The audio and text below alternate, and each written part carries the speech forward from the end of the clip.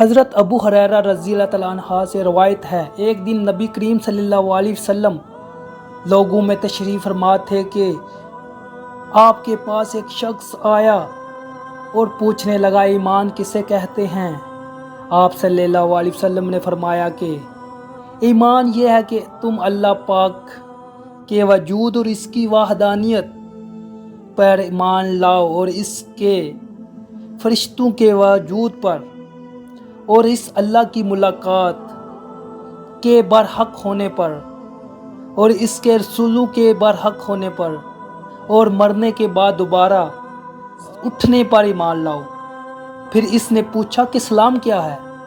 آپ صلی اللہ علیہ وسلم نے پھر جواب دیا کہ اسلام یہ ہے کہ تم خالص اللہ کی عبادت کرو اور اس کے ساتھ کسی کو شریک نہ بناؤ، اور نماز قائم کرو، اور زکوٰۃ فرض ادا کرو، اور رمضان کے روزے رکھو۔ پھر اس نے احسان کے متعلق پوچھا۔ آپ صلی اللہ علیہ وسلم نے ارشاد فرمایا، احسان یہ ہے کہ تم اللہ کی عبادت اس طرح کرو گویا تم اسے دیکھ رہے ہو۔ اگر یہ درجہ نہ حاصل ہو تو پھر یہ تو سمجھو کہ وہ تم کو دیکھ رہا ہے۔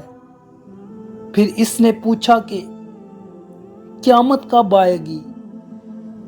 آپ صلی اللہ علیہ وسلم نے فرمایا کہ اس کے بارے میں جواب دینے والا پوچھنے والے سے کچھ زیادہ نہیں جانتا، البتہ میں تمہیں اس کی نشانیاں بتلا سکتا ہوں۔